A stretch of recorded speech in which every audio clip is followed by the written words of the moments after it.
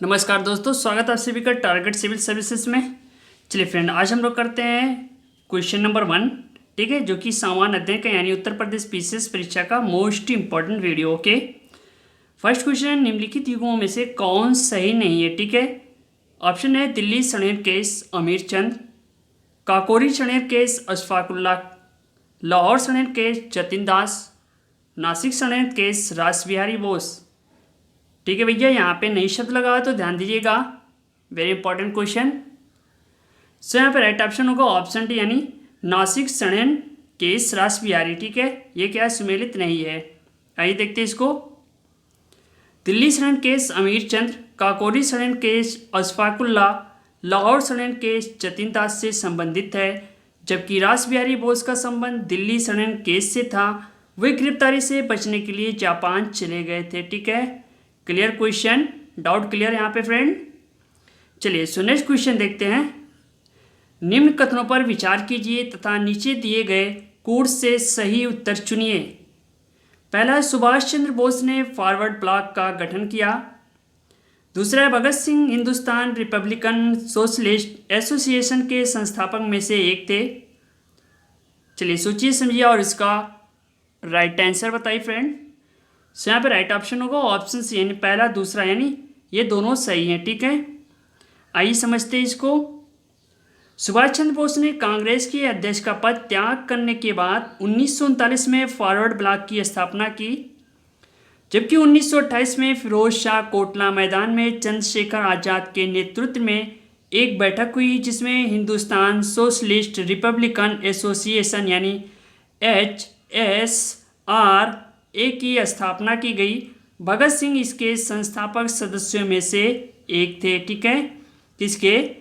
HSRA के। ठीक है, क्लियर यहाँ पे क्वेश्चन। कब हुई? 1928 में। फॉरवर्ड ब्लॉक की स्थापना 1939 में। दो बात क्लियर यहाँ पे।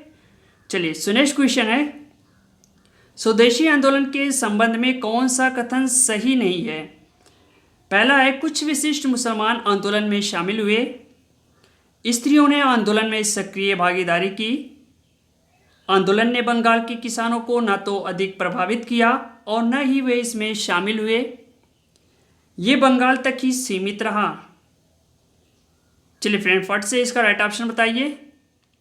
सो यहाँ पे राइट ऑप्शन होगा ऑप्शन डी, ये बंगाल तक ही सीमित रहा। ये कथन सही नहीं है। ठीक है, आइए समझते हैं इसको।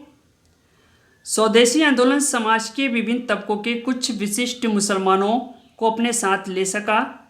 पहली बार इस आंदोलन में स्त्रियां घर से बाहर निकलीं, प्रदर्शनों में हिस्सा लेने लगीं, परंतु यह आंदोलन बंगाल के किसानों को प्रभावित नहीं कर सका। केवल 12 साल ही इसका अपवाद रहा। ठीक है, मुख्यतः यह आंदोलन शहरों के उच्च एवं मध्यम वर्ग तक ही सीमित रहा। वेरी इंपॉर्टेंट क्वेश्चन है, नोट कर लीजिएगा। अब यहाँ पे डाउट क्लियर हुआ फ्रेंड? कमेंट बॉक्स में जरूर बताना। चलिए सो नेक्स्ट क्वेश्चन देखते हैं। गांधी जी के संदर्भ में निम्न में से कौन सा सही है? पहला, बिना मार्क्सवाद के मार्क्सवादी, बिना समाजवाद के समाजवादी, बिना व्यक्तिवाद के व्यक्तिवादी, समाजवादियों में एक व्यक्तिवादी और समाजवादियों में एक मार्क्सवादी। ठीक है, चलिए बताइए इसका राइट ऑप्शन। सो यहाँ पे राइट ऑप्शन होगा ऑप्शन डी। ठीक है, अब आइए समझिए इसको। गांधी जी के राज्य संबंधी विचारों को व्यवहारिक दृष्टिकोण से व्यक्तिवादी कहा जा सकता है। गांधी जी एक सच्चे समाजवादी भी थे।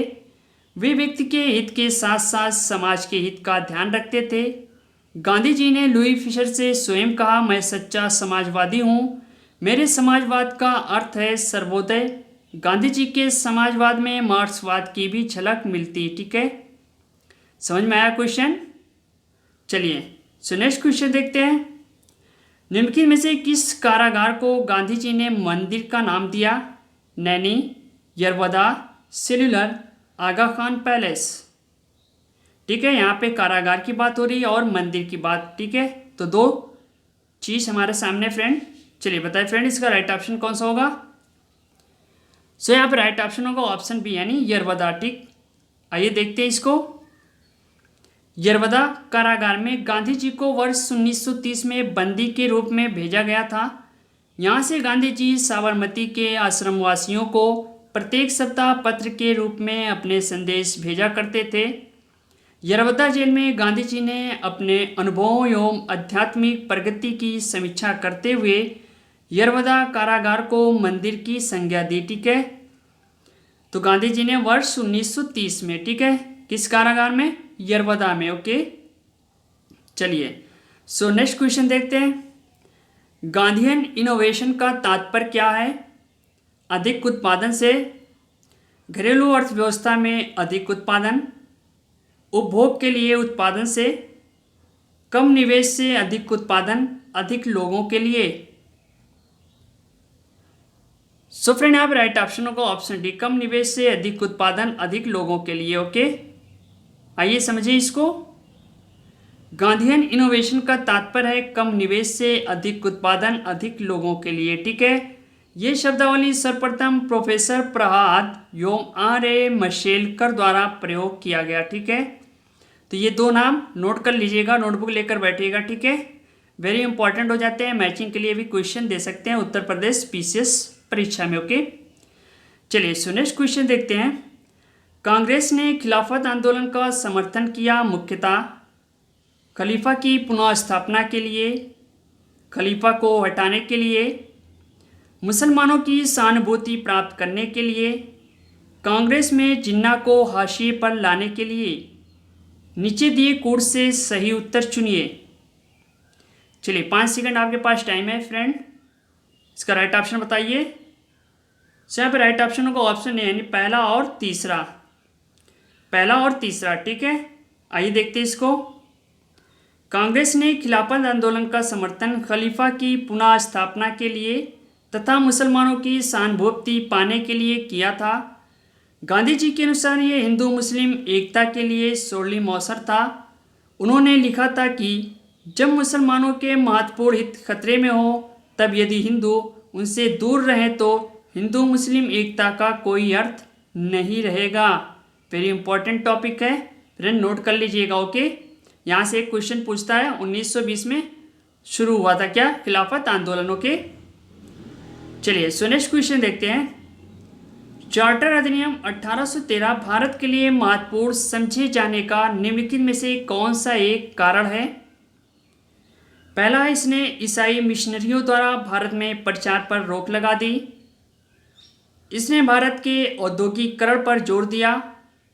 इसके द्वारा भारतीयों के शिक्षा के लिए वित्तीय प्रावधान किया गया। इसके द्वारा भारत में रेल तंत्र विकसित करने के लिए स्वीकृति दी गई। चलिए बताइए फ्रेंड, इसका राइट ऑप्शन कौन सा होगा? सो यहाँ पे राइट ऑप्शन है ऑप्शन सी। ठीक है, इसके द्वारा भारतीयों की शिक्षा के लिए वित्तीय प्रावधान किया गया। ठीक है, वेरी इंपॉर्टेंट क्वेश्चन है, आइए समझते हैं इसको। चार्टर अधिनियम 1813 को भारत के लिए महत्वपूर्ण बनाने हेतु प्रावधान ये था कि 1 लाख रुपया वार्षिक विद्वान भारतीयों के प्रोत्साहन, साहित्य के सुधार तथा पुनरुत्थान के लिए तथा भारतीय प्रदेशों में विज्ञान की उन्नति एवं आरंभ करने के लिए पृथक रख दिया जाए। ठीक है, तो कौन सा अधिनियम था? चार्टर अधिनियम 1813। ठीक है, 1 लाख रुपया वार्षिक। चलिए सो नेक्स्ट क्वेश्चन देखते हैं। प्रत्येक वस्तु प्रतीक्षा कर सकती है परंतु कृषि नहीं। उपयुक्त कथन का श्रेय किसे दिया जाता है? जगजीवन राम, जवाहरलाल नेहरू, महात्मा गांधी, सरदार पटेल। इसको नोट कर लेना, वेरी इंपॉर्टेंट क्वेश्चन है फ्रेंड, कृषि के बारे में। सो यहाँ पे राइट ऑप्शन होगा ऑप्शन बी, जवाहरलाल नेहरू। आइए देखें, पंडित जवाहरलाल नेहरू ने स्वतंत्रता के बाद ये कहा था कि प्रत्येक वस्तु प्रतीक्षा कर सकती परंतु कृषि नहीं। ठीक है, तो ये बात क्लियर हो गई, पंडित जवाहरलाल नेहरू ने कब कहा था? स्वतंत्रता के बाद। ओके, चलिए सो नेक्स्ट क्वेश्चन है, निम्नलिखित कथनों पर विचार कीजिए। पहला, जब शिमला सम्मेलन हुआ तब लॉर्ड माउंटबेटन वायसराय थे। दूसरा, भारतीय नौसेना का विद्रोह 1946 तब हुआ जब मुंबई और कराची से रॉयल इंडियन नेवी के भारतीय नौसैनिक सरकार के विरुद्ध उठ खड़े हुए। उपरोक्त कथनों में से कौन सा सही है? चलिए फ्रेंड बताइए, इसका राइट ऑप्शन कौन सा होगा? सो यहाँ पे राइट ऑप्शन है ऑप्शन बी। ठीक है, यानी भारतीय नौसेना का विद्रोह 1946 तब हुआ जब मुंबई और कराची से रॉयल इंडियन नेवी के भारतीय नौसैनिक सरकार के विरुद्ध उठ खड़े हुए। ठीक है, अब आइए समझते हैं इसको। शिमला सम्मेलन जून 1945 में लॉर्ड वेवेल के कार्यकाल में हुआ था, ना कि लॉर्ड माउंटबेटन के। ठीक, एनएस तलवार नामक जहाज के कर्मचारियों ने ब्रिटिश सरकार के समक्ष निम्न स्तरीय भोजन व्यवस्था की शिकायत की, पर सरकार द्वारा ध्यान न दिए जाने पर बम्बई, कराची और मद्रास के भारतीय नौसैनिक ने सरकार के विरुद्ध विद्रोह कर दिया। ठीक है, अब यहाँ से क्वेश्चन क्लियर फ्रेंड। चलिए फ्रेंड, कमेंट बॉक्स में आप बताना वीडियो कैसे लगी। वीडियो को लाइक करना, ज़्यादा से ज़्यादा शेयर करना अपने दोस्तों के साथ। मिलते हैं नेक्स्ट वीडियो के साथ। Okay, thanks, best of luck, thank you, धन्यवाद।